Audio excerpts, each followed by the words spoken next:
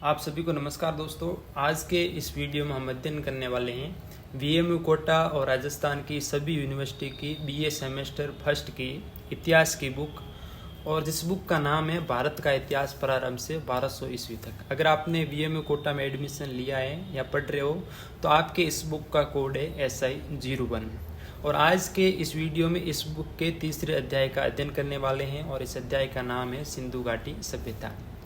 और इस अध्याय का पाठसार और एग्जाम में आने वाले महत्वपूर्ण प्रश्नों का अध्ययन करने वाले आज के इस वीडियो में।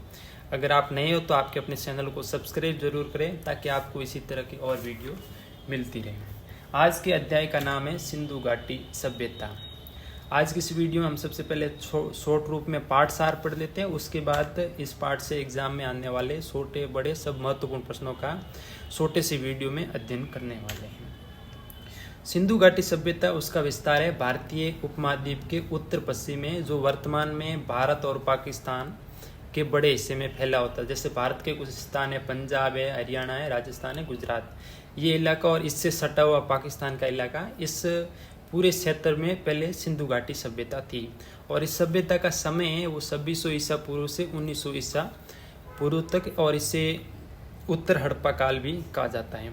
इसके मुख्य केंद्र है हड़प्पा है, मोहनजोदड़ो, ये दोनों वर्तमान में पाकिस्तान में, जैसे हड़प्पा है वो पाकिस्तान के पंजाब प्रांत में है और मोहनजोदड़ो है पाकिस्तान के सिंध स्थान में स्थित है। लोथल, कालीबंगा, धोलावीरा, बनावली, रोपड़, रंगपुर, ये सिंधु घाटी सभ्यता के मेन मुख्य स्थल है और इसी अध्याय में इन्हीं का वर्णन दिया हुआ है। सबसे पहले मुख्य केंद्र के छोटे छोटे पॉइंट पढ़ लेते हैं। जैसे हड़प्पा है जो वर्तमान में पाकिस्तान के पंजाब प्रांत में स्थित है, और ये सिंधु घाटी सभ्यता का खोजा गया पहला स्थल है। इसकी खोज 1921 में की गई, और किसके द्वारा की गई तो इसका आंसर है दयाराम साहनी। अब छोटे प्रश्नों में ये आ सकता है कि हड़प्पा की खोज किसने की, तो इसका आंसर है 1921 में दयाराम साहनी के द्वारा।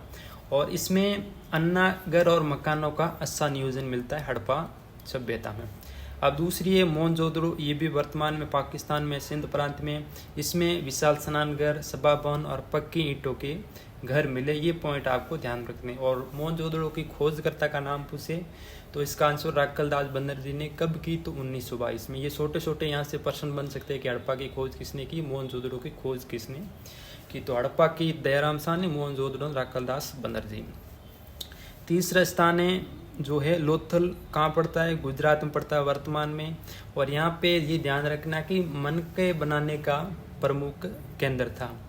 और चौथा पॉइंट है सबसे इम्पोर्टेंट है, और वीएमयू कोटा में तो बार बार इससे संबंधित प्रश्न पूछा गया है कि कालीबंगा के बारे में बताइए, या कालीबंगा से आप क्या जानते हैं, इस प्रकार। तो कालीबंगा राजस्थान में हनुमानगढ़ में जिले में है, और यहाँ पे अग्नि वेदिकाएं और हल से जोते खेतों के प्रमाण मिले हैं।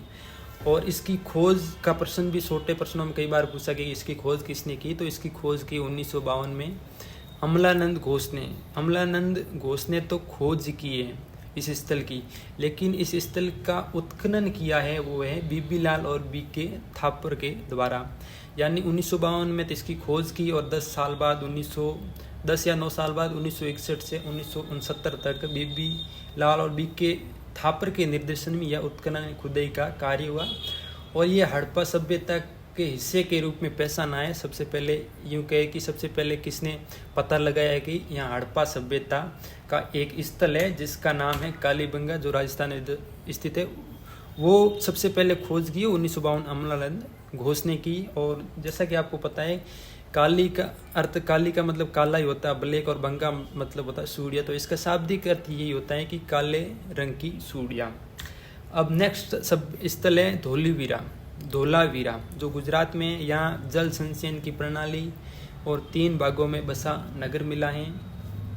बनावली हरियाणा में स्थित है, गोल आयताकार घर और गेहूं और जौ के प्रमाण मिले हैं। रोपण जो वर्तमान पंजाब में पड़ता है, यहाँ कंकाल के साथ कुत्ते की दफन प्रक्रिया मिलती है, ये ध्यान रखना आपको। रंगपुर जो वर्तमान में गुजरात में, यहाँ सावल की खेती के शुरुआती की प्रमाण मिले हैं।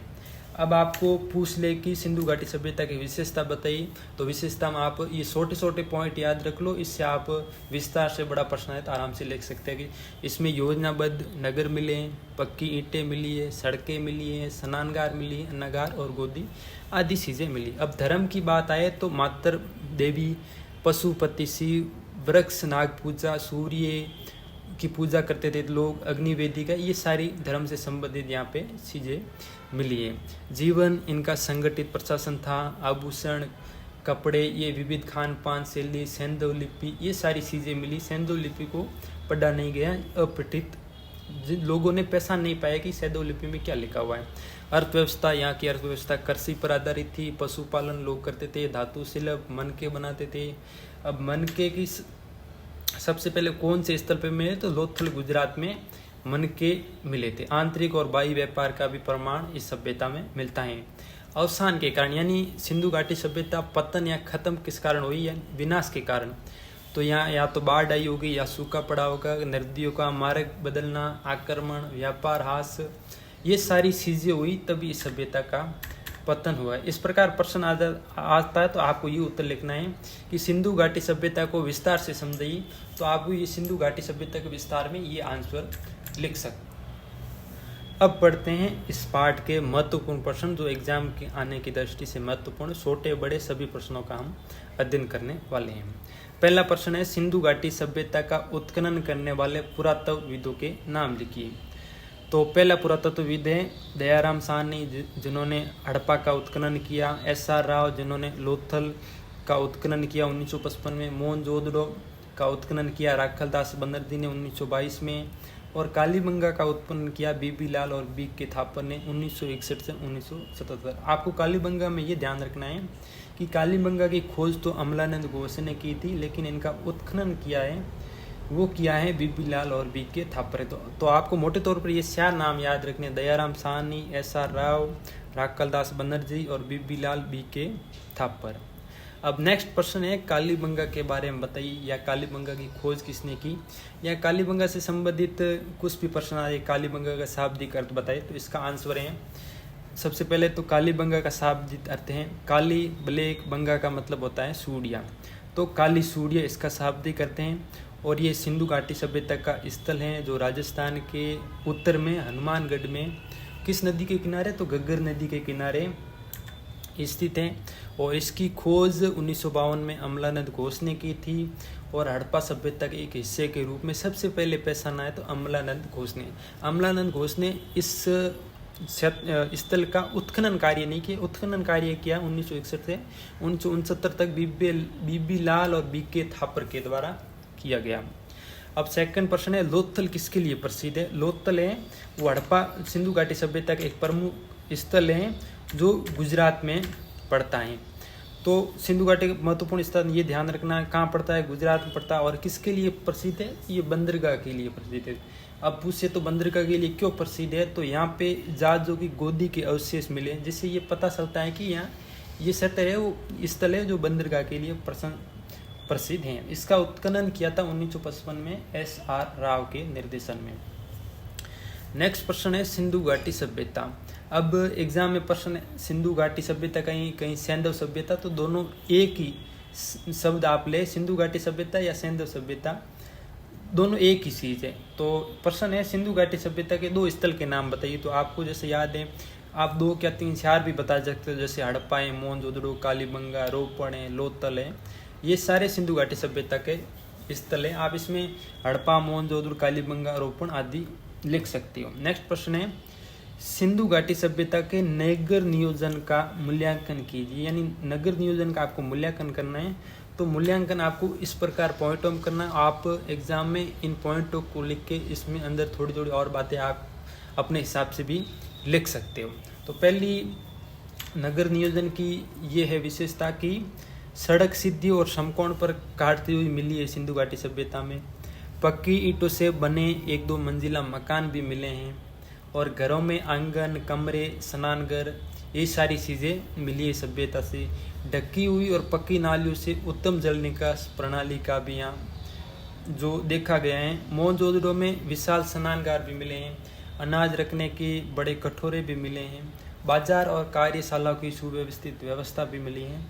और सबसे बड़ी बात है कि यहाँ उस इंजीनियरिंग, प्रशासनिक दक्षता और स्वच्छता की भावना भी इस सभ्यता में मिली है। इस सभ्यता में आप जैसे पाठ सारे वो भी लिखते हो तो आपको आंसर सही है। जैसे आप ऐसे भी सड़कें समकोण प्रकार थी, पक्की ईंटों से पक्के मकान मिले, ढकी हुई नालियों की उत्तम जल निकास प्रणाली मिली है, अनाज रखने के बड़े कटोरे मिले हैं, और यहाँ उस इंजीनियरिंग और प्रशासनिक दक्षता मिलती हैं। ये सारी आप चीज़ें इसमें लिख सकते हो। नेक्स्ट प्रश्न है, सिंधु या सिंधु घाटी सभ्यता को विस्तार से समझिए। तो विस्तार से हमने सिंधु घाटी सभ्यता का अपने पार्ट पढ़ लिया कि इसमें ये भारतीय उपमहाद्वीप में उत्तर पश्चिम स्थित है। इनके प्रमुख स्थल है जो हड़प्पा, मोहनजोदड़ो, लोथल, कालीबंगा, धौलावीरा, इनका हमने पार्ट 4 में हमने पढ़ लिया। अब नेक्स्ट प्रश्न है, सिंधु घाटी सभ्यता के पतन के कारणों का मूल्यांकन या वर्णन करना। प्रश्न किसी भी प्रकार थोड़ी भाषा चेंज कर जाए, आपको पतन के कारण पूछे तो आपको ये कारण बताने हैं कि सबसे पहला कारण है प्राकृतिक आपदाएं। यहाँ पर बार बार बाढ़ आई होगी, भूकंप आए होंगे, या नदियों के मार्ग बदल हुए। जैसे जो घग्गर नदी थी, जो कालीबंगा स्थल था जो घग्गर नदी के किनारे, आज कालीबंगा सभ्यता का विनाश हो गया, नहीं मिलेगी, तो घग्गर नदी सूख गई आज। तो इसका ये कारण हो सकता है प्राकृतिक आपदाएं। दूसरा, जलवायु परिवर्तन हो सकता है, जैसे वर्षा में कमी हो गई, वर्षा हुई नहीं, सूखा पड़ गया हो, या कृषि उत्पादन घट गया हो, ये कारण हो सकते हैं। वनों की कटाई, ईंधन निर्माण के लिए लोगों ने पेड़ अधिक काटे होंगे, जिससे मिट्टी की उर्वरता क्षमता कम हो गई, जिससे कृषि में उत्पादन क्षमता घट गई होगी। बीमारियां, महामारियां ज़्यादा आ गई होगी, प्रदूषण ज़्यादा फैल गया, इसके कारण रोग फैलने से ही सिंधु घाटी सभ्यता का विनाश हो गया। आर्थिक कारण भी हो सकते हैं, व्यापार में गिरावट, संसाधनों की कमी और आक्रमण की संभावना। कुछ विद्वान ये भी मानते हैं कि अन्य समूह ने यहाँ पर आक्रमण कर दिया था, इसीलिए सिंधु घाटी सभ्यता का पतन हो गया। निष्कर्ष रूप में हम कह सकते हैं कि इन कारणों से हम उन्नत एक सभ्यता थी उसका पतन हो गया, जिससे नगर खाली हो गए और लोग छोटे छोटे गाँवों में बसने लगे। तो इस प्रश्न का ये इस प्रकार आप आंसर है। आप 5 पॉइंट है, इसको आराम से रट ले, पॉइंट बना दे, और एग्जाम में आप इनका थोड़ा थोड़ा वर्णन भी लिख दें, जिससे आपका प्रश्न बड़ा बन जाएगा। अब नेक्स्ट प्रश्न है, सिंधु सभ्यता के राजनीतिक सामाजिक जीवन के बारे में बताइए। प्रश्न ऐसे भी पूछ सकता है कि सिंधु घाटी सभ्यता के राजनीतिक जीवन का वर्णन कीजिए, या सामाजिक, अलग अलग पूछ सकते हैं। तो आपको एक शॉर्ट आंसर बना के दिया, आप जो भी प्रश्न आए उसमें आप अपने हिसाब से उत्तर लिख सकते हो। तो सबसे पहले पढ़ लेते हैं सिंधु घाटी सभ्यता के राजनीतिक जीवन, यानी लोगों का क्या वहाँ पे राजनीतिक जीवन था।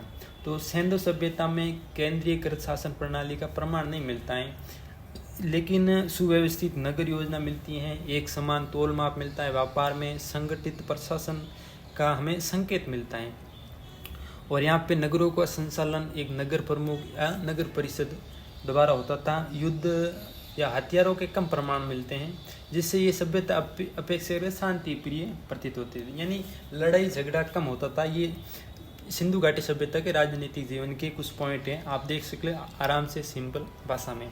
अब देख लेते हैं सामाजिक जीवन। अब समाज जैसा आज वर्गों में विभाजित उस समय भी था। उस समय शासक वर्ग, व्यापारी वर्ग, श्रमिक वर्ग, इस प्रकार के वर्ग थे। वस्त्रों में सूती ऊनी के वस्त्र होते थे, आभूषण पहनने की प्रथा यहाँ पर प्रचलित थी। लोग स्वच्छता के प्रति जागरूक थे, हर घर में स्नानघर भी मिले हैं, जल निकासी की उत्तम व्यवस्था मिली है, और धर्म में लोग प्रकृति की पूजा करते थे, जैसे सूर्य भगवान की पूजा, अग्नि की पूजा। इस प्रकार आप सामाजिक जीवन के बारे में लिखते। मनोरंजन के लिए यहाँ पे खेल, नृत्य, संगीत, खिलौने आदि का प्रयोग होता था। ये सिंधु घाटी सभ्यता के राजनीतिक सामाजिक जीवन के बारे में प्रश्न है। ये प्रश्न है आज के इस टॉपिक के महत्वपूर्ण, जो एग्जाम के आने की दृष्टि से महत्वपूर्ण है। अगर आपने इन प्रश्नों को, इस वीडियो को 1-2 बार देख लिया तो आपके इससे बाहर कुछ नहीं आने वाले हैं। अगर आपको वीडियो अच्छा लगा तो चैनल को सब्सक्राइब जरूर करें। धन्यवाद।